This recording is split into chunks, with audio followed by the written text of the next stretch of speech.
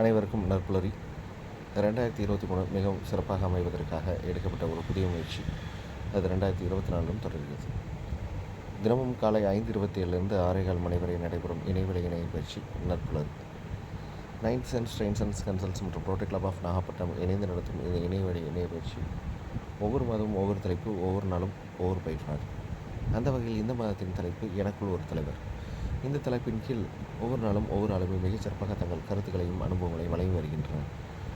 அந்த வகையில் இன்றைய நாள் ஆளுமை அவரை பற்றிய ஒரு சிறிய அறிமுகம். ஆரணையை பூர்வீகமாக கொண்ட நபர். யூவி சாஃப்ட் டெக்னாலஜி பிரைவேட் லிமிடெடின் மேனேஜிங் டைரக்டர்.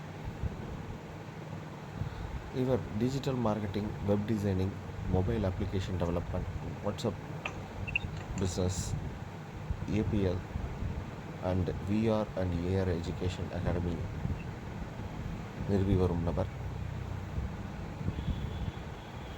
ISO 2001-2015 சான்றிதழ் பெற்றவர்.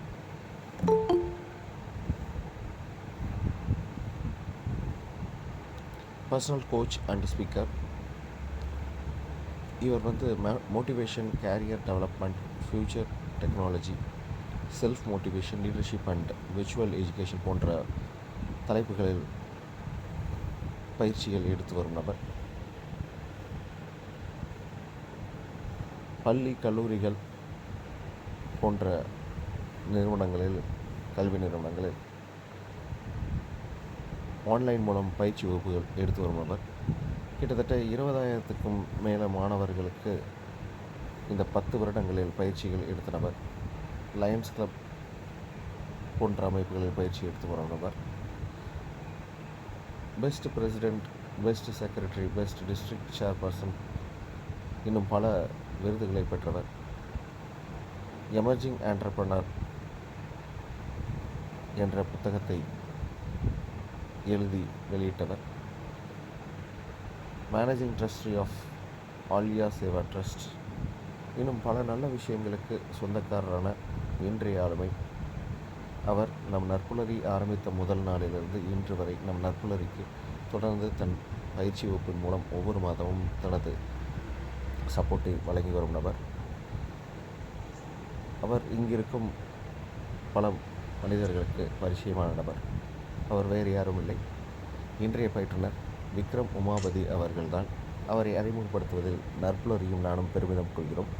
Sir, this floor is yours. You can start, sir. Please welcome, sir. Thank you, sir. Congratulations, sir, for introducing me. அனைவருக்கும் வணக்கம். தாமோதரன் சார், இனிய காலை வணக்கம். தொடர்ந்து பல நாட்களாக நம்மளுடைய நற்பொருளில் நிறைய ஆளுமைகள் பல விஷயங்கள் சொல்லிட்டு இருக்கிறோம். நிறைய பேருக்கு போய் ரீச் ஆகிட்டு இருக்கு. ஸோ அந்த வகையில் நற்பொருளிக்கு என்னுடைய மனமார்ந்த வாழ்த்துக்கள். மேலும் மேலும் நிறைய நாட்களை இந்த மாதிரி இன்னும் நிறைய ஆளுமைகளை கொண்டு வரணும். புது புது ஆளுமைகள் வரும்பொழுது அவங்ககிட்ட இருந்து பல சிந்தனைகள் நம்மளால் எடுத்துக்க முடியும். ஸோ நான் டெய்லி மார்னிங் வரலனாலும் நான் யூடியூப் சேனலில் பார்த்துட்டு தான் இருக்கேன் என்ன நடந்துகிட்டு இருக்கு அப்படின்னு சொல்லிட்டு. ஸோ இன்னைக்கு இந்த மாதத்துக்கான தலைப்பு என்ன அப்படின்னு பார்த்தீங்கன்னா, எனக்குள் ஒரு தலைவன் அப்படின்ற ஒரு டாபிக். ரொம்ப அருமையான ஒரு டாபிக். பிகாஸ் எல்லாருக்குள்ளும் பார்த்தீங்க அப்படின்னா இவரை மாதிரி நான் வரணும் அப்படின்னு சொல்லிட்டு எல்லாருக்கும் ஒரு அவங்களுக்குள்ள ஒரு தலைவர் இருப்பாங்க. கண்டிப்பா அது அரசியல் ரீதியா இருந்தாலும் சரி, சினிமா துறையில இருந்தாலும் சரி, விளையாட்டு துறையில இருந்தாலும் சரி, இல்லை ஒரு பிஸ்னஸ் அந்த மாதிரியான துறையில இருந்தாலும் சரி, இந்த மாதிரி நிறைய பேருக்கு அந்த மாதிரி ஒரு நம்ம வரணும் அப்படின்ற ஒரு கான்செப்ட் டெஃபினெட்லி நம்ம மைண்ட்ல எப்பவுமே வந்துகிட்டே இருக்கும். சின்ன வயசுல இருந்து பாத்தீங்கன்னா ஒவ்வொரு ஸ்டேஜ் வரும்போது நம்மளுடைய ஆசிரியர்களை பார்த்து நான் இந்த மாதிரி டீச்சர் ஆகணும் அப்படின்ற ஒரு மைண்ட் தாட் வந்திருக்கும். காலேஜ் வரும்போது இந்த மாதிரி நான் ப்ரொஃபஸர் ஆகணும் அப்படின்ற மாதிரி வந்திருக்கும். ஒர்க்ல வரும்போது நம்மளுடைய சீனியர் மேனேஜர், நான் அந்த சீட்ல உட்கார மாட்டேனா, நான் அப்படி வர மாட்டேனா, அந்த தலைவர் மாதிரி நான் ஆக மாட்டேனா, அந்த லீடர்ஷிப் குவாலிட்டிஸ் எனக்கு கிடைக்குமா கிடைக்காதா அப்படின்ற நிறைய ஏக்கங்கள் கண்டிப்பா நமக்குள்ள வந்துகிட்டே இருக்கும். அது அதுல இருந்து தொடர்ந்து பாத்தீங்க அப்படின்னா நம்மளுடைய லைஃப்ல மேரேஜ் லைஃப் தாண்டி, ஒர்க் லைஃப் தாண்டி அடுத்த கட்டத்துக்கு நம்ம மூவ் ஆன் பண்றதுக்கு அது வரைக்கும் இந்த மாதிரி நம்மளால வர முடியாதா அப்படின்ற எல்லாருக்கும் ஒரு மைண்ட்ல ஓடிக்கிட்டே இருக்கும். அப்படி எனக்குள்ள ஒரு பல தலைவர்கள் இருந்தாலும் நான் என்னுடைய லைஃப்ல கடந்து வரும்போது நான் இப்ப வரைக்கும் பார்த்துட்டு இருக்க ஒரு ஆச்சரியமான ஒரு மனிதர், மிக திறமை வாய்ந்த ஒரு மனிதர். அவரை பத்தி தான் நான் இன்னைக்கு சொல்ல போறேன். ஸோ அவர்கிட்ட இருக்கிற குவாலிட்டிஸ் எப்படியாவது நம்ம வந்து அதே மாதிரி நம்ம லைஃப்ல வரணும் அப்படின்ற ஒரு கான்செப்ட். ஸோ அந்த மாதிரி நிறைய விஷயங்கள் அவரை பார்த்து நான் பிரமிச்சு அந்த மாதிரி நம்ம குவாலிட்டிஸை கொண்டு வரணும் அப்படின்ற ஒரு தாட்டோட இப்பவும் நான் வந்து வளம் வந்துகிட்டு இருக்கிறேன். பிகாஸ் அவரை பத்தி நம்ம சொல்லணும்னா நிறைய சொல்லலாம். பட் எனக்கு கொடுக்கப்பட்ட ஒரு 1/2 மணி நேரத்துல வந்து அவரை பத்தி நான் ஒரு ஷார்ட்டா நான் சொல்ல முடியும். சில குறிப்புகள் எழுதி வச்சிருக்கேன், சில குறிப்புகள் வந்து நான் எனக்கு தெரிஞ்சதை நான் அப்படி சொல்றேன். அவர் பிறந்தது பாத்தீங்க அப்படின்னா 1981 ஜூலை 7. ஸோ அந்த அந்த அந்த நாள்ல பிறந்த ஒரு தலைவரா மாறிய ஒரு தலைவரை பத்தி தான் நான் சொல்ல போறேன். பிறந்த ஊர் நான் சொல்லும்போது இப்ப நீங்க கண்டுபிடிச்சிடலாம் ஈஸியா. ராஞ்சியில வந்து பிறந்தாரு. ஜார்க்கண்ட் மாநிலம், இப்போ வந்து ஜார்க்கண்ட், அப்போ வந்து பீகார்ல இருந்தது. அவருடைய துறை என்னன்னு பாத்தீங்கன்னா கிரிக்கெட். ஸோ உங்களுக்கு இப்ப எல்லாம் ஈஸியா கிட்ட வந்திருப்பீங்க யார் அப்படின்னு சொல்லிட்டு. ஷார்ட்டா வந்து அவர் வந்து தலை அப்படின்னு சொல்லுவாங்க, கூல் கேப்டன் மஹி அப்படின்னு சொல்லுவாங்க. எஸ், நம்மளுடைய மகேந்திர சிங் தோனி. Correct sir, Mahendra Singh Dhoni. அவரை பத்தி தான் இன்னைக்கு நம்ம அவருடைய குவாலிட்டிஸை நான் கொஞ்சம் ஃபாலோ பண்றதுனால நான் அவரை பத்தி நான் சொல்ல ஒரு ஆசைப்படுறேன். பிகாஸ் அவர்கிட்ட இருந்து நிறைய விஷயங்கள் கத்துக்கிட்டேன். அந்த விஷயங்களை வந்து நான் இன்னைக்கு அப்ளை பண்ணிட்டு இருக்கேன். ஸோ அந்த மாதிரி ஒரு தலைவரை நம்ம எடுத்து நம்ம அப்ளை பண்ணும்போது நிறைய மாற்றங்கள் உண்டாகும். பிகாஸ் நம்மளுடைய லைஃப் டைம்ல ஒரு தலைவர் இருக்கிறாரு அப்படின்ற ஒரு விஷயத்த வந்து நம்ம வந்து பாக்குறோம் அப்படின்னும் போது அவரை மாதிரி நம்ம ஏன் வரக்கூடாது, அந்த குவாலிட்டிஸ் ஏன் நம்ம எடுத்துக்க கூடாது அப்படின்ற ஒரு கான்செப்ட் தான். இனிஷியலா வந்து பாத்தீங்கன்னா அவர் பிறந்த விஷயங்கள்லாம் என்ன, அவருடைய அப்பா வந்து என்ன யாருன்னு பாத்தீங்கன்னா பான் சிங் அப்படின்னு சொல்லுவாங்க, அம்மா வந்து தேவகி. அவருடைய ஒரு பிரதர் அண்ட் ஒரு சிஸ்டர். இவர் தான் சின்னவர், அவங்க 2 பேரும் பெரியவங்க. நரேந்திர சிங் தோனி, இவர் வந்து மகேந்திர சிங் தோனி, அவங்க அண்ணன் பேர் வந்து நரேந்திர சிங் தோனி. அக்கா வந்து ஜெயந்தி குப்தா. படிச்ச ஸ்கூல் வந்து டிஏவி, ஜவஹர் வித்யா மந்திர், ராஞ்சியில தான் படிச்சிருக்கிறாரு. இனிஷியலா வந்து பாத்தீங்கன்னா எல்லாருக்கும் தெரியும் மகேந்திர சிங் தோனி வந்து ஒரு ஃபுட்பால் பிளேயரா வந்து ஃபர்ஸ்ட் வந்து அவருடைய ஸ்கூல் லைஃப்ல ஸ்டார்ட் பண்ணாரு. விக்கெட் கீப்பரா இருந்திருக்கிறாரு. அதுக்கப்புறம் தான் வந்து அவருடைய அந்த பால் கேட்ச் பண்ற ஒரு திறமையை பார்த்தாரு அவருடைய கோச் பேர் வந்து கேஷவ் பானர்ஜி. அந்த கோச் பார்த்தோன்னா நீ ஏன் கிரிக்கெட்டுக்கு போகக்கூடாது அப்படின்னு சொல்லி கிரிக்கெட்டுக்கு மூவ் பண்ணாரு. ஸோ கிரிக்கெட்ல விக்கெட் கீப்பரா இருந்தாரு. அதுக்கப்புறம் அவருடைய பேட்டிங் ஸ்டைல் நல்லா இருந்தது. ஃபர்ஸ்ட் அவர் வாங்கின ஒரு ட்ராஃபி, என்ன ட்ராஃபி அப்படின்னு பாத்தீங்கன்னா வினோ மன்காட் ட்ரோஃபி அப்படின்னு சொல்லிட்டு அண்டர் 16ல வந்து அவர் வாங்கியிருக்கிறாரு. ஸோ அதுக்கப்புறமா அந்த கேஷவ் பானர்ஜி என்ன பண்ணாரு, கொஞ்சம் கொஞ்சமா அவர் நிறைய சின்ன மேட்சஸ்ல வந்து விளையாட வச்சாரு. ஸோ அப்படி வளர்ந்தவர் தான் தோனி. பட் அதுக்கப்புறமா அவருக்கு வந்து பாத்தீங்க அப்படின்னா அவருடைய வீட்டுல இருக்கக்கூடிய அந்த ப்ரெஷர் தாங்க முடியாம அவர் என்ன பண்ணாருன்னா ஒரு வேலைக்கு போக ஆரம்பிச்சாரு. எஸ், நம்ம ஊர்ல டிடிஆர்னு சொல்லுவோம், அங்க டிடிஇ எக்ஸாமினர். அந்த டிடிஆரா வந்து அவர் வந்து ட்ரெயின்ல வந்து கரக்பூர் ஸ்டேஷன்ல வந்து ஒர்க் பண்ணிட்டு இருந்தாரு. அதுக்கப்புறம் நிறைய அவருடைய லைஃப்ல மாற்றங்கள் வரும்பொழுது ஒரு சான்ஸ் கிடைச்சது. ஸோ அப்படி அந்த சான்ஸை வந்து எடுத்துக்கிட்டு இன்னைக்கு வந்து பல கிரிக்கெட் வல்லுநர்கள் வந்து பேசக்கூடிய ஒரே ஒரு வார்த்தை யாருன்னு கேட்டீங்கன்னா தோனி தோனி தோனி. ஏன் அவ்வளவு பெரிய ஒரு மக்கள் கூட்டத்தை வந்து அவர் பின்னாடி கொண்டு வந்திருக்கிறாரு அப்படின்னா அது சாதாரணமான ஒரு விஷயம் கிடையாது. இனிய தேதி வரைக்கும் இதுக்கப்புறம் என்ன நடந்திருக்குன்றது உங்களுக்கு எல்லாருக்கும் தெரியும். அவர் எவ்வளவு மேட்சஸ் விளையாடி இருக்கிறாரு, எவ்வளவு ரன்ஸ் எடுத்திருக்கிறாரு, இதெல்லாம் நான் சொல்லி உங்களுக்கு தெரிய வேண்டிய விஷயம் இல்லை. பட் அதுக்குள்ள நம்ம போவேன், அதுக்குள்ள போனா கிரிக்கெட் மாதிரி ஆயிரும். பட் அவருடைய தலைமை பண்பு என்ன அப்படின்றத மட்டும் நம்ம இங்க பார்க்கலாம். அப்படி வந்து பாத்தீங்கன்னா அவர் வந்து அந்த மூவ் ஆன் பண்ணி ஒரு கிரிக்கெட்ல வந்ததுக்கு அப்புறமா பல தோல்விகள் இனிஷியலா சந்திச்சாலும் அதை வந்து ஒரு வெற்றி படியா தான் மாத்தினார் அவர். கண்டிப்பா வந்து நீங்க பாத்துக்கலாம், இனிஷியலா அவர் வந்து பேட்டிங்ல வந்து வந்தவொடனே அவுட் ஆயிடுவாரு. இந்த மாதிரி நிறைய அவர் பின்னாடி நிறைய பேர் பேச ஆரம்பிச்சாங்க, அவர்லாம் ஒரு கிரிக்கெட் பிளேயரா, அவரை போய் நீங்க கொண்டு வந்திருக்கிறீங்க அப்படின்ற மாதிரி.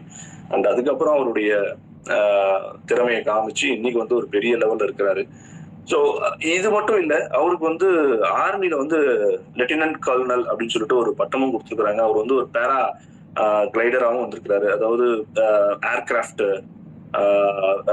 மிலிட்ரியில வந்து ஏர்கிராஃப்ட் ரன் பண்ணிருக்கிறாரு. ஸோ அது மூலியமா அவருக்கும் ஒரு மிலிட்ரியில வந்து ஒரு பெரிய பட்டம் கொடுத்துருக்காங்க. ஸோ அதை தாண்டி ஏன் இதை சொல்றேன்னா அந்த குவாலிட்டிஸ் நீங்க பார்க்கலாம். ஒரு மிலிட்ரியில ஜாயின் பண்ணணும், மிலிட்ரியில அவரை கொண்டு போறாங்கன்னா அவருடைய குவாலிட்டிஸ் எந்த அளவுக்கு இருந்திருக்கு அப்படின்றத நம்ம இங்க பார்க்க முடியும். அது மட்டும் இல்லாம அவர் வந்து பாத்தீங்கன்னா நாட் ஓன்லி கிரிக்கெட் மேன், கிரிக்கெட்டை தாண்டி அவர் வந்து பாத்தீங்க அப்படின்னா ப்ரொடியூசரா இருக்கிறார். நம்மளுடைய தமிழ்நாட்டில் இருக்கக்கூடிய ஒரு மூவியை வந்து அவர் வந்து எடுத்திருக்கிறாரு. ஸோ உங்களுக்கு தெரியும் எல்கேஜி அப்படின்ற ஒரு மூவி வந்து தோனி என்டர்டைன்மெண்ட் அப்படின்னு சொல்லிட்டு ஒரு அந்த ஒரு பேனர்ல அவர் வந்து ப்ரொடியூசராகவும் இருக்கிறாரு. இன்னும் உங்களுக்கு தெரிஞ்ச விஷயம் என்னன்னு பாத்தீங்கன்னா அவர் வந்து ஒரு பைக் கலெக்ட் பண்ற ஒரு பர்சன். ஸோ அவருடைய கேலரியில நீங்க பாத்தீங்கன்னா நூற்றுக்கணக்கான பைக்ஸ் இருக்கும். டிஃப்ரெண்ட் பைக்ஸ் எல்லாத்தையும் வாங்கி போட்டுட்டே இருப்பாரு. நீங்க யூடியூப்ல போய் பார்க்கலாம் அந்த பைக்ஸ் உடைய கலெக்ஷன்ஸ் எவ்வளவு இருக்கு அப்படின்றது. அதே மாதிரி கார். ஸோ அவருக்கு ரொம்ப பிடிச்சது வந்து கார், பைக் இந்த மாதிரியான ஒரு விஷயங்கள் வந்து ரொம்ப அட்மையர் பண்ணி, ஸோ இதெல்லாம் நமக்குள்ள நம்ம யோசிப்போம் இதெல்லாம் நம்ம பண்ணணும் அப்படின்ற மாதிரி. பட் அது எல்லாத்தையும் அவர் வந்து ரியல் லைஃப்ல செஞ்சிட்டு இருக்கிறாரு அப்படின்னும் போது அவரை மாதிரி ஒரு தலைவர் கண்டிப்பா வந்து நம்ம அட்மையர் பண்ணி தான் ஆகணும். இன்னைக்கு ஒரு கிரவுண்ட்ல நீங்க பார்க்கலாம், ஒரு ஐபிஎல் மேட்ச் நடக்குது. சாதாரணமா ஒரு பிளேயர் உள்ள வராங்கன்னா ஒரு ஒரு ஒரு ஒரு ஒரு விதமான ஒரு சத்தங்கள் இருக்கும். பட் தோனி வரும்பொழுது பாத்தீங்கன்னா அந்த அரங்கமே வந்து எழுந்து நின்று கை தட்டுவாங்க, தோனி தோனின்னு கத்த ஆரம்பிப்பாங்க. அப்படி ஒரு அவர் பாத்தீங்கன்னா அந்த அளவுக்கு பெரிய ஒரு ஆளுகெல்லாம் கிடையாது. அவருடைய திறமைய பேஸ் பண்ணி தான் எல்லாரும் வந்து அவர் பின்னாடி வந்திருக்கிறாங்க. ரொம்ப சத்தமே இல்லாம சைலண்டா அவர் வந்து அவருடைய வேலையை வந்து அழகா பண்ணிக்கிட்டே இருந்தாரு. அவருக்கு அதுக்கு கிடைச்ச ஒரு அங்கீகாரம் தான் இவ்வளவு பெரிய ஒரு கூட்டம். இங்க மட்டும் இல்ல, நீங்க எந்த மேட்சுக்கு போனாலும் சரி அந்த ஊர்ல இருக்கக்கூடிய அந்த ரசிகரே வந்து தோனி தோனி தான் சொல்லுவாங்க. அப்படிப்பட்ட ஒரு மனிதர். அவர் அவர் வந்து ரொம்ப கூல் கேப்டன் அப்படின்னு சொல்லக்கூடிய விஷயம் என்னன்னா, யாரையுமே எதையுமே வந்து அதிகமா பேச மாட்டாரு. உன் கேம நீ விளையாடு அப்படின்றத சொல்லுவாரு. அதுக்கு மீனிங் என்ன அப்படின்னு பாத்தீங்கன்னா, உன்னுடைய திறமையை நீ காமி, நான் சொல்லி உன் திறமையை வளர்த்துக்கணும் அப்படின்ற ஒரு ஐடியா இல்ல. சோ உன்னுடைய திறமையை நீ காமிச்சினா போதும், உன்னுடைய பிளேஸை நீ பிடிச்சிக்க முடியும், உன்னுடைய இடத்த நீ வந்து ஏன்னா கிரிக்கெட்டை பத்தி உங்களுக்கு தெரியும். சோ சாதாரணமா மேல வந்துட முடியாது. அப்படி அவர் வந்து அந்த அந்த ஒரு வழி தெரிஞ்சதுனால மத்தவங்களுக்கும் ஒரு பெரிய அளவுல ஒரு அங்கீகாரம் கொடுத்து இந்த அளவுக்கு வந்திருக்கிறாரு அப்படின்னா டெஃபினெட்லி அவரை பார்த்து நம்ம கத்துக்க வேண்டிய விஷயம் நிறைய இருக்கு. சோ அது மட்டும் இல்ல சார், அது மட்டும் இல்லாம பாத்தீங்கன்னா அவர் வந்து இது வரைக்கும் எவ்வளவு மேட்சஸ் விளையாடி இருக்கிறாரு அப்படின்றத நம்ம பாக்குறதுக்கு முன்னாடி 1999 இருந்து 2004 வரைக்கும் பீகார் டீம்ல வந்து விளையாடி இருக்கிறாரு. 2004 இருந்து 2017 ஜார்க்கண்ட்ல வந்து விளையாடி இருக்கிறாரு. 2008 இருந்து 2015 சென்னை சூப்பர் கிங்ஸ் இப்போ வரைக்கும் விளையாடுறாரு. அண்ட் உங்களுக்கு தெரியும் இந்தியால 99 இருந்து இந்தியால வந்து விளையாடிட்டு தான் இருக்காரு. ஸோ இந்த மாதிரி அவருடைய டிராஃபிகள் மட்டும் நம்ம பாக்குறோம் அப்படின்னா ஏகப்பட்ட டிராஃபி இருக்கு. ஐசிஐ வேர்ல்ட் கப் வந்து அவர் வின் பண்ணிருக்காரு. T20 அவர் வின் பண்ணிருக்காரு. 2 T20 வின் பண்ணிருக்காரு. And champions ICC champions trophy வந்து வின் பண்ணிருக்காரு. ஏசியா கப்ஸ் இந்த மாதிரி அவர் வந்து பல இந்தியாவுக்கு வந்து அவர் வந்ததுக்கு அப்புறம் தான் இந்தியா வந்து ஒரு பெரிய அளவுல கிரிக்கெட்ல வந்திருக்கு அப்படின்றது நம்ம சொல்ல முடியும். பிகாஸ் அதுக்கு முன்னாடி வரைக்கும் பெரிய பெரிய ஜாம்பவான்கள் இருந்தாங்க. பட் டீம் அந்த அளவுக்கு பெரிய அளவுல சக்சஸ் பண்ணல. பட் டீமா சக்சஸ் பண்ணது அப்படின்னு பாத்தீங்கன்னா டெஃபினெட்லி தோனி வந்ததுக்கு அப்புறம் தான் அப்படின்றது எல்லாரும் ஒத்துக்கக்கூடிய ஒரு விஷயமா இருக்கும். அப்படி அந்த டீம் அவ்வளோ அரவணைச்சு அவர் கொண்டு போயிருக்கிறாருன்னா அந்த ஒரு பாண்டிங்கை கிரியேட் பண்ணிருக்கிறாரு. எப்படி அந்த பாண்டிங்கை கிரியேட் பண்ணிருக்கிறா, அந்த பாண்டிங் நம்மளுக்கு தேவை கண்டிப்பா. ஸோ நம்மளும் நம்ம கூட இருக்கக்கூடிய நம்மளுடைய ஸ்டாஃப், நம்மளுடைய எம்ப்ளாயிஸ், நம்ம கிட்ட ஒர்க் பண்ற நம்மளுடைய கஸ்டமர்ஸ் இருந்தாலும் சரி, நம்ம யாரெல்லாம் நம்மளுடைய பிசினஸ்ல இருக்கிறாங்களோ அந்த பாண்டிங்கை கிரியேட் பண்ணணும். அந்த குவாலிட்டியை நம்ம அவர்கிட்ட நம்ம கத்துக்க முடியும். ஸோ அப்படிப்பட்ட அந்த பாண்டிங் நமக்கு இருந்தா மட்டும்தான் நம்ம லைஃப்ல வந்து அடுத்த ஸ்டேஜுக்கு நம்ம போக முடியும் அப்படின்றது தோனியை பார்த்து நான் கத்துக்கிட்ட ஒரு விஷயம். அது மட்டும் இல்ல, நீங்க அவர்கிட்ட ஒரு குவாலிட்டி பார்க்கலாம். என்னன்னு பாத்தீங்கன்னா எந்த ஒரு விஷயமா இருந்தாலும் அதை வந்து ரொம்ப சாதாரணமா எடுத்துக்கக்கூடிய ஒரு மனிதர். அதை வந்து பெருசாவே எடுத்துக்க மாட்டாரு. அது கெட்டதா இருந்தாலும் சரி, அது நல்லதா இருந்தாலும் சரி. ஸோ அதாவது ஒரு தோல்வி அடைஞ்சாலும் சரி, அவர் வெற்றி அடைஞ்சாலும் சரி, ஒரே மாதிரியான ஒரு ரியாக்ஷன்ஸ் இருக்கும். அதுதான் சொல்லுவாங்க. ஸோ தோல்வி அடைஞ்சாலும் நீ வந்து மனம் முடியாத, நீ ஜெயிச்சாலும் வந்து அதை சந்தோஷப்பட்டு ஆர்ப்பரிக்காத அப்படின்றத ஒரு சிங்கிள் லைன்ல வந்து அவர் வந்து அந்த ஒரு ஸ்மைல்லயே அவர் வந்து காமிச்சிருவாரு. அப்படிப்பட்ட அந்த குவாலிட்டி டெஃபினெட்லி நம்மளுக்கு ரொம்ப தேவை. பிகாஸ் நம்ம என்ன பண்றோம், ஏதாவது ஒரு விஷயம் நம்ம வந்து சந்தோஷப்படுறோம் அப்படின்னா அதையே ஒரு 10 நாள் நம்ம பேசிக்கிட்டு இருப்போம். அதெல்லாம் இருக்கக்கூடாதுன்றதான் அவர் ரொம்ப சிம்பிளா ஒரு ஸ்மைல்லே காமிச்சிருவாரு. ஸோ அதே மாதிரி எந்த ஒரு விஷயம் நமக்கு நெகட்டிவா நடந்தாலும் அதை மன உடைஞ்சு நம்ம வந்து அதையே நம்ம வந்து மைண்ட்ல போட்டு ஸ்ட்ரெஸ் பண்ணிக்கணும் அப்படின்ற ஒரு கான்செப்ட் இல்லாம அடுத்து என்ன அப்படின்ற மூவ் ஆன் பண்ணி போற ஒரு குவாலிட்டி வந்து தோனி கிட்ட டெஃபினெட்லி இருக்கு. ஸோ அந்த குவாலிட்டி நம்ம எடுத்துக்கணும். அதே மாதிரி பாத்தீங்கன்னா தலைமை பண்பு, லீடர்ஷிப் அப்படின்றது ரொம்ப முக்கியம். பிகாஸ் லீடர்ஷிப் அப்படின்றது நம்ம லைஃப்ல வந்து ரொம்ப தேவை. ஏன் அப்படின்னா நம்ம ஒரு நெட்வொர்க்கிங் பண்றோம் அப்படின்னா, நெட்வொர்க்கிங்னா நம்ம ஃப்ரெண்ட்ஸை வந்து நம்ம நிறைய பேரை நம்ம வந்து பார்க்கணும், சந்திக்கிறோம் அப்படின்னா நம்மளுடைய அந்த லீடர்ஷிப் குவாலிட்டி ரொம்ப முக்கியம். அந்த லீடர்ஷிப் குவாலிட்டி இருந்தா மட்டும்தான் நம்மள வந்து நம்ம கிட்ட வந்து பேசவே ஆரம்பிப்பாங்க. ஸோ நம்மள வந்து ஒரு ஒரு மரியாதையா வந்து ட்ரீட் பண்ணுவாங்க. அண்ட் ஒரு ஒரு ஒரு ஒரு அங்கீகாரம் கொடுக்கறது, சொசைட்டில ஒரு அங்கீகாரம் கொடுக்கறதுக்கு ஒரு லீடர்ஷிப் குவாலிட்டி ரொம்ப முக்கியம். அந்த லீடர்ஷிப் குவாலிட்டி நம்ம தோனி கிட்ட, தோனி கிட்ட நம்மளால பார்க்க முடியும். இந்த மாதிரி அவரை பத்தி நம்ம நிறைய சொல்லிக்கிட்டே போலாம். ரீசெண்டா பாத்தீங்க அப்படின்னா அவர் வந்து ஒரு பேட்டி கொடுத்திருந்தாரு. நிறைய டிவிக்கு ஒரு பேட்டி கொடுப்பாரு. அதுல வந்து நிறைய மோட்டிவேஷன்ஸ் கான்செப்ட்ஸ் யங் ஸ்டூடெண்ட்ஸ்க்கும் இப்போ வர யங் ஆண்டர்பிரனர்ஸ்க்கும் நிறைய கொடுத்துருக்காரு. பிசினஸ் சம்பந்தப்பட்ட விஷயங்கள் நிறைய கொடுத்துருக்காரு. அண்ட் எப்படி இருக்கணும் லைஃப்ல அப்படின்ற மோட்டிவேஷன் கான்செப்ட்ஸ் எல்லாமே நிறைய கொடுத்துட்டு இருக்கிறாரு. ஸோ அதுல ஏகப்பட்ட பேர் வந்து என்ன பண்ணிருக்காங்கன்னா அவருடைய மோட்டிவேஷனை கேட்டு அவர் வந்து அவங்க லைஃபை சேஞ்ச் பண்ணிருக்கிறாங்கன்ற ஒரு ஃபீட்பேக்ஸ் அந்த டிவி வந்து கொடுத்துருந்தாங்க. அப்படி என்னால அவர் நேர்ல சந்திக்க முடியலனாலும் ஒரே ஒரு வாட்டி பார்த்திருக்கேன், கிரவுண்ட்ல பார்த்திருக்கேன், அவ்வளவுதானே தவிர்த்து நேர்ல சந்திக்க முடியலனாலும் பட் அவருடைய குவாலிட்டிஸ் ரொம்ப என்னை வந்து ரொம்ப ஈர்த்துச்சு. அந்த குவாலிட்டிஸ் நம்ம லைஃப்ல கொண்டு வரணும் அப்படின்ற ஒரு ஒரு கான்செப்டோட தான் வந்து அவரை நான் வந்து ஒரு தலைவரா நான் இங்க எடுத்திருக்கிறேன். ஸோ இந்த மாதிரி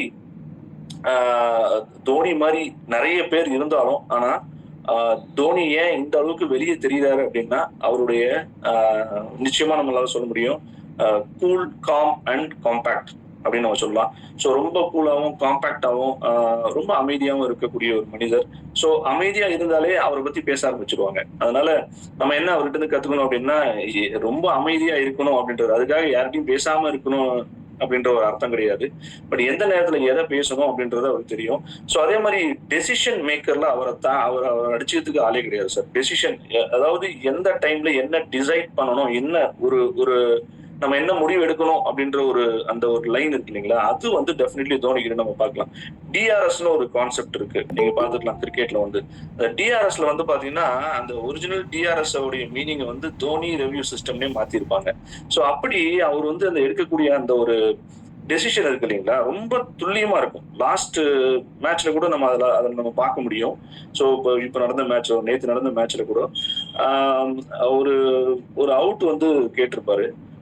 உடனே வந்து அவர் வந்து டிஆர்எஸ்க்கு போயிருப்பாரு. ஸோ ஒரே ஒரு செகண்ட் கூட யோசிக்க மாட்டார். பிகாஸ் டெசிஷன் எடுக்கிறதுல அவரை மிஞ்ச ஆள் இல்லை. ஸோ அந்த மாதிரி டெசிஷன் மேக்கர் அப்படின்ற ஒரு கான்செப்ட் வந்து அவருக்கு நம்மளால அந்த குவாலிட்டி வந்து நம்மளால கற்றுக்க முடியும்.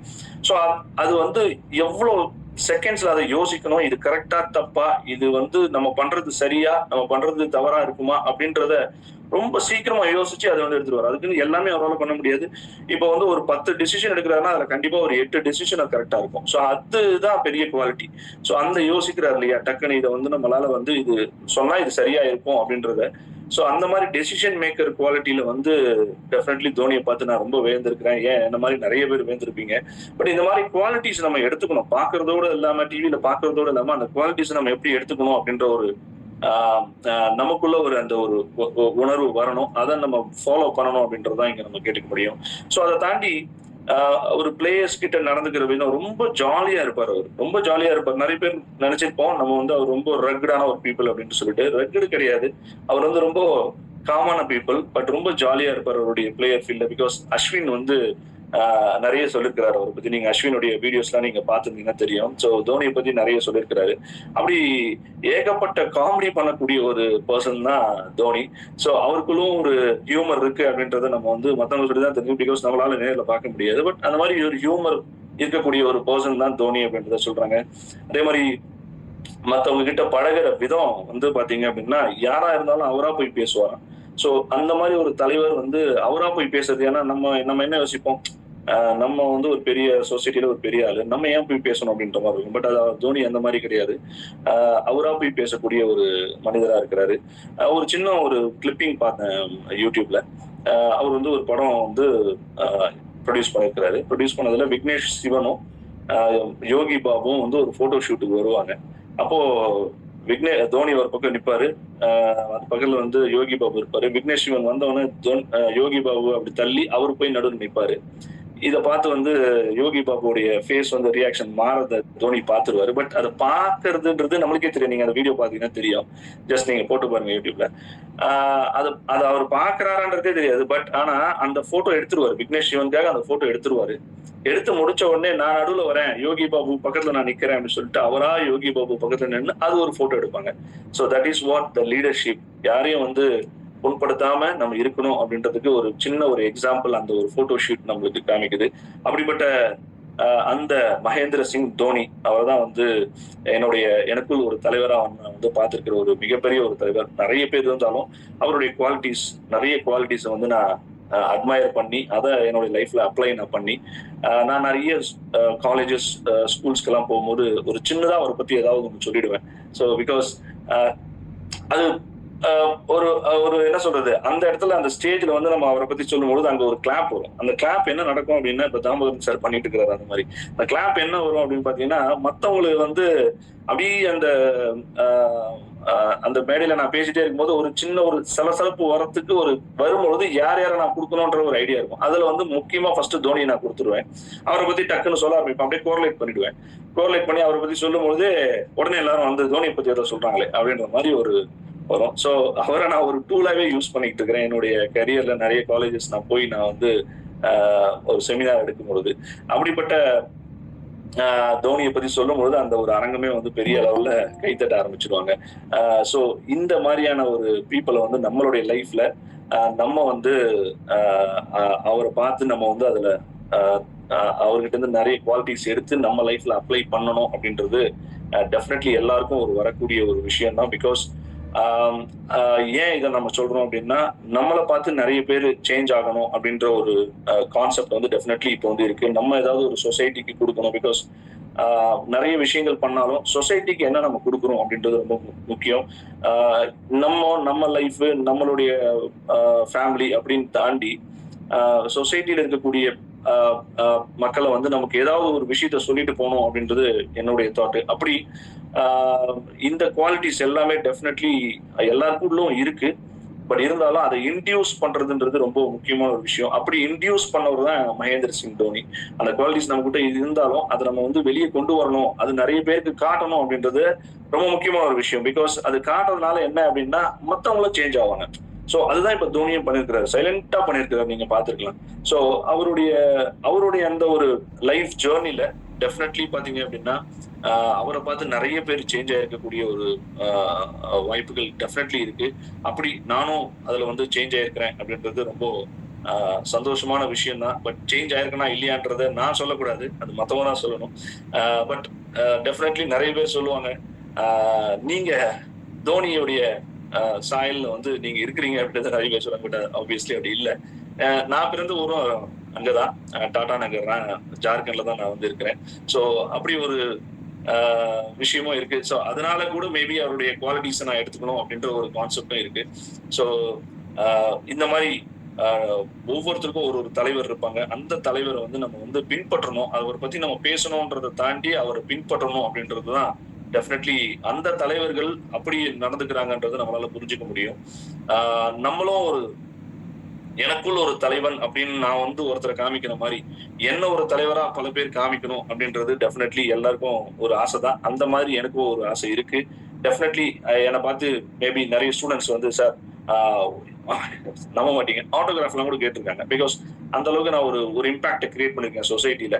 ஸோ காலேஜஸ்ல இப்போ ரீசெண்டா நிறைய காலேஜஸ் நான் போயிட்டு இருக்கேன். ஸோ அந்த காலேஜஸ்ல அந்த மாதிரியான ஒரு இம்பாக்டை கிரியேட் பண்ணதுனால டெஃபினெட்லி பரவாயில்ல, நானும் அந்த ஒரு குவாலிட்டிஸை எடுத்து அந்த குவாலிட்டிஸை மற்றவங்களும் வந்து பாக்குறாங்க, அதை பின்பற்றுறாங்க, நமக்கும் ஒரு அங்கீகாரம் கொடுக்குறாங்க இந்த ஒரு இதுல அப்படின்றத நம்மளால புரிஞ்சுக்க முடியுது. ஸோ நீங்களும் டெஃபினெட்லி உங்களுக்குள்ள ஒரு தலைவர் இருந்தாருன்னா அந்த தலைவருடைய விஷயங்களை பின்பற்றுங்க. அப்பதான் மத்தவங்களுக்கு அது வந்து தெரியும். அதை பின்பற்றுறது இல்லாம அதை வந்து ஆத்மார்த்தமா நம்ம வந்து நம்மளுடைய லைஃப்ல வந்து பிராக்டிஸ் பண்ணிக்கோங்க. அது ரொம்ப இம்பார்ட்டன்ட். அப்படி பண்ணும் பொழுது டெஃபினெட்லி நமக்குள்ள இருக்கிற தலைவன் மாதிரி நம்மளும் ஒரு தலைவரா மாறத்துக்கு இங்க நிறைய சான்சஸ் இருக்கு. வாய்ப்பளித்த நற்புலரி டீம் அண்ட் குமரேசன் சார் அனைவருக்கும் என்னுடைய மனமார்ந்த நன்றிகள். மீண்டும் ஒரு நிகழ்ச்சியில கண்டிப்பா கலந்துக்கிட்டு அந்த ஒரு டாபிக்கையும் நான் வந்து கண்டிப்பா கொடுப்பேன் அப்படின்னு சொல்லிட்டு வாய்ப்பளித்த அனைவருக்கும் நன்றி நன்றி நன்றி. இங்க எல்லாரும் கை தட்டிருக்கீங்க, ரொம்ப சந்தோஷம். Thank you so much. Have a wonderful day. Thank you. நன்றி சார், நன்றி. Thank you Vikram sir. எனக்கும் ஒரு தலைவர் எங்க ஒரு தலைவரை உருவான கதை சொல்வேன்னு நினைச்சேன் நானு. ஏன்னா உங்களுக்குள்ள ஒரு தலைவரை தோனியை தேர்ந்தெடுத்திருக்கீங்க. ரொம்ப ரொம்ப அருமை. இதை தொடர்ந்து வேலை செய்கிறதுக்கு உங்களுடைய ஃபீட்பேக் எவ்வளோ? அன்புகளுமே அனைவருக்கும் இனிய காலை வணக்கம். குறிப்பா ஐயா அவர்களுக்கு, இன்றைய ஸ்பீக்கர் ஐயா அவர்களுக்கு ஒரே ஒரு செய்தியை தான் சார் நான் உங்கள்ட்ட இருந்து கேட்டுக்கணும். நீங்க டோனியை விட மூத்தவரா இளையவரா? உங்களுடைய பிறந்த தேதி? இளையவர் தான் சார். அவரோட ஒரு 9 மாசம் சொன்னாங்க. இளையவரா? ஏன் நான் நினைச்சேன்னா, ஒரு மூத்தவரை எடுத்துக்கிட்டாருன்னா எங்கிருந்து வேணாலும் எடுத்துக்கலாம். அந்த ஈகோன்னு சொல்லுவோம் இல்லையா, நம்மளை விட சின்னவன், அவனை என்னடா நம்ம பேசுறதுன்னு சில பேருக்கு வரும். அதை நினைச்சு நான் நினைச்சேன். உண்மையா நீங்க எடுத்துக்கிட்டது ஒரு பெரிய இது. செய்திகளை ரொம்ப அருமையா சொல்லியிருக்கீங்க. அழகுங்கிறது எதுல இருக்குன்னா திறமையில இருக்குது. பெரிய உடல் அழகுங்கிறது ஒரு நாளைக்கு இருக்கும், ஒரு நாளைக்கு மாறிடும். ஆனா திறமை அழகு it will come along with our total life, even after our life. அதுதான் திறமை அழகுங்கிறத சொல்லியிருக்கீங்க. அப்புறம் ஒரு மெயினான ஒரு பாயிண்டையும் சொல்லியிருக்கீங்க. if you want to claim as I am a human, just I must have a humor sense also. human சொல்றேன்னா humor sense. அதுக்கு விளையாட்டா ஒரு செய்தியை உங்கள்கிட்ட பகிர்ந்து, ஒரு நண்பர் எங்கள்கிட்ட பேசிட்டு இருந்தப்ப சொன்னாரு, ஏஜ குறைக்க முடியும் அப்படின்னாரு. என்ன ஏஜ கண்ட்ரோல்ல அப்படியே வச்சுக்கலாமே தவிர குறைக்கிறதா, ரெடியூஸ் பண்றதா, ஏதோ அப்படியே நான் மினிக்கிட்டு அப்படியே ஒரு மாதிரி வச்சுக்கலாமே தவிர குறைக்கிறது என்னன்னு சொல்றீங்க? வயசை எப்படிங்க குறைக்க முடியும்? மறுபடியும் சொல்றேன், ஏஜ குறைக்க முடியும். வயசுன்னு நான் சொன்னாங்க, ஏஜ தாங்க குறைக்க முடியும். குறைக்க முடியுமா? எப்படிங்கன்னு ஆங்கர் ஃபர்ஸ்ட் உங்க கோபத்தை குறைச்சுக்கிறீங்க. கிரீடு நெக்ஸ்ட் எழுத்து ஜி, கிரீடு பேராசைய குறைச்சுக்கிறீங்க. எல்லாத்துக்கும் மேல உங்க ஈகோவை குறைச்சுக்கிறீங்க. இந்த 3ஐயும் குறைச்சுன்னா ஏஜ் குறைஞ்சிருமா இல்லையாங்கன்னாரு. நாங்கெல்லாம் ஓடியே போயிட்டோம். அந்த மாதிரி நீங்க டோனிய கூல் மேன எடுத்து எங்களை எல்லாம் கூல் படுத்திட்டீங்க. நாங்களும் இனிமே, என்னோட வயசு 71, நானும் டோனிய ரொம்ப பிடிக்கும் எல்லாருலயும். ஏன்னா நம்ம ஹாக்கி தான் நம்மளுடைய நேஷனல் கேம் இல்லையா, ஹாக்கி. ஆனா ஹாக்கியை விட இன்னைக்கு கிரிக்கெட் பிரபலமா இருக்கிறதுக்கு அவங்களுடைய இந்த குவாலிட்டிஸ் எல்லாம் சேர்ந்ததுதான் அதுங்கிறத நினைச்சு உங்களுக்கு மிகப்பெரிய வாழ்த்துக்களையும் இறையருள் நிறைய வாழ்த்துக்களை தெரிவித்து விடைபெறுகிறேன். Thank you Veerasekaran sir. தொடர்ந்து மேஜர் சார், உங்களுடைய ஃபீட்பேக் வாங்கலாம்.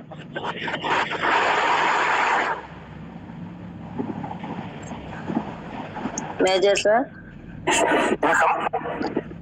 ரொம்ப அற்புதமான தோனியை பத்தி ஃபுல்லா ஒரு அழகான ஒரு நிறைய செய்திகளுக்கு தொகுத்த ஒரு கதம்ப மாலையே முடிஞ்சிட்டாரு அவரு.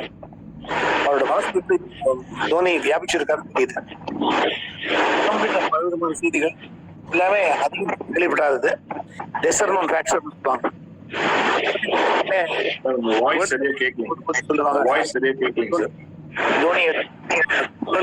போது எந்த குரூப் போட்டோலையும் நடுவில் இருக்கவே மாட்டாராம், சென்ட்ரல்லயே இருக்க மாட்டான்.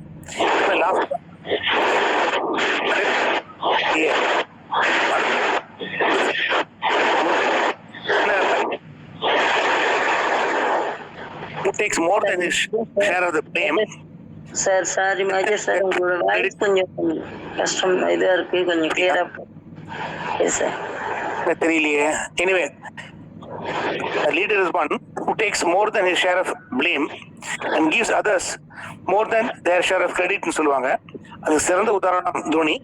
தோனி பற்றி ரொம்ப அற்புதமா பல விதமான செய்திகளை ரொம்ப யதார்த்தமா சர்வசாதாரணமா சொன்னாரு. ஒரு மனசுக்குள்ள ஃபுல்லா தோனி வியாபிச்சிருக்காரு. இந்த அழகான ஒரு வாய்ப்பு கிடைச்சது, நல்ல அழகான ஒரு செஷன். உங்களுக்கு வாழ்த்துக்கள், பாராட்டுகள். Thank you major Narayan sir. தொடர்ந்து வெங்கட்ரமன் சார், உங்களுடைய ஃபீட்பேக்கே வாங்க. Good morning sir. ப்ரெசென்ட் ரொம்ப அழகா நீங்க பண்ணீங்க இன்னைக்கு. நீங்க வந்து ஒரு எனக்குள்ள ஒரு தலைவர் போது பொதுவா வந்து அவங்கள பத்தி நிறைய விஷயங்கள் சொல்லுவாங்கன்னு நாங்க எதிர்பார்த்து நீங்க வந்து, ஆனா இன்னைக்கு உங்களுக்குள்ள ஒரு தலைவரை உருவாக்கின ஒரு தலைவர் இம்பாக்ட் அப்படின்னு சொல்லுவோம். அதை வந்து நீங்க ப்ரெசென்ட் பண்ண விதம் நிறைய பாயிண்ட் எல்லாத்தையும் ரொம்ப அழகா கொடுத்தீங்க. அதை கடைசியில் அதை போகும்போது அந்த கனெக்டிங் டாட்ஸ் சொல்லுவாங்க, அந்த டாட்டை கனெக்ட் பண்ணும்போது like no that's very very important அப்படின்வாங்க. ஏன்னா அந்த நாட் போடுறது ரொம்ப எனக்கு பிடிக்கிறது. நான் அவரை எனக்கு பிடிச்சதுக்கான காரணம் பல காரணம் சொன்னாலும் நானும் அவரும் ஒரே ஊர் தான்ப்பா அப்படின்றது அந்த பிடிச்ச அந்த பஞ்ச் வந்து ரொம்ப அழகா இருந்தது. இன்னைக்கு நீங்க தலைவரை பத்தி பேசினீங்க. அந்த தோனி ஒரு தலைவரை உருவாக்கினதுக்கு காரணம் ஒரு தமிழர் அப்படின்னு சொன்னா நம்ம எத்தனை பேர் ஒத்துக்க போறாங்கன்றது தெரியல. நம்ம தலைவர் கொண்டாடுறோம், ஆனா அந்த தலைவரை உருவாக்கினது ஒரு தலைவர் அப்படிங்கிறது எப்படின்னு கேட்டா, இவர் தோனி ஐடென்டிஃபை பண்ணி மேட்ச்ல கேட்கும் போது யார் கேப்டனா கொண்டு வரலாம்னு அந்த க்ரூஷியல் டைம்ல கேட்கும் போது சச்சின் டெண்டுல்கர் ரெக்கமெண்ட் பண்ணது நமக்கு எல்லாருக்கும் தெரியும், தோனி தான் அப்படின்னு தெரியும். He was identified. ஆனா அந்த சச்சின் டெண்டுல்கருக்கு அந்த ஸ்லாட்ல கரெக்டா உருவாக்கி ஒரு கேப்டன்சிக்கு தயார்படுத்தினது யாருன்னா கிருஷ்ணமாரி ஸ்ரீகாந்த். அப்போ இந்த சீகா அப்படின்னு கிருஷ்ணமாரி ஸ்ரீகாந்த் வந்து தன்னுடைய ஸ்லாட்ல இருந்து கீழே டவுன் லைன்ல விளையாடி அவரை அந்த இடத்துல இன்ட்ரோடியூஸ் பண்ணாரு. அப்போ ஒரு தலைவருக்கு தலைவர். இது எப்படி நீங்க தோனியை நீங்க சூஸ் பண்ணிக்கிறப்போ அதான் எனக்கு ஆச்சரியமா இருந்துச்சு. நீங்க ஒரு தலைவரா எப்படி நீங்க மாறுறீங்கன்னு, நான் ஒரு தலைவரை காட்டுறேன் அப்படின்னாங்க. அப்போ நீங்க வந்து இல்ல ஒரு பெரிய தலைவர் ஆயிட்டீங்க அப்படிங்கிறது இதுல இருந்து நமக்கு தெரியலாம். நீங்க ஆட்டோகிராஃப் உங்கள்ட்ட இருந்து வாங்கினாங்கன்னு சொன்னீங்க. காரணம் என்னன்னா, நான் ஒரு தலைவரை காட்டுறேன், எனக்குள்ள உருவாக்கின ஒரு தலைவரை காட்டும் போது பெரிய இதா இருக்கும்வாங்க. ரொம்ப அருமையா இருக்கு sir. Thank you very much sir. Morning sir. Thank you sir. Thank you sir. Thank you. நல்ல ஒரு பாயிண்ட் சொல்லியிருக்கீங்க சார். Thank you sir. தொடர்ந்து தாமோதரன் சார் உங்களுடைய ஃபீட்பேக்கை வழங்கலாம். தற்போதைக்கு காலை வணக்கம். சத்யம் சார், நீண்ட நாட்கள் ஆகிவிட்டது உங்களுடைய பேச்சை கேட்டு. சிறந்த தலைவர், உங்கள் தலைவரை நீங்கள் இந்த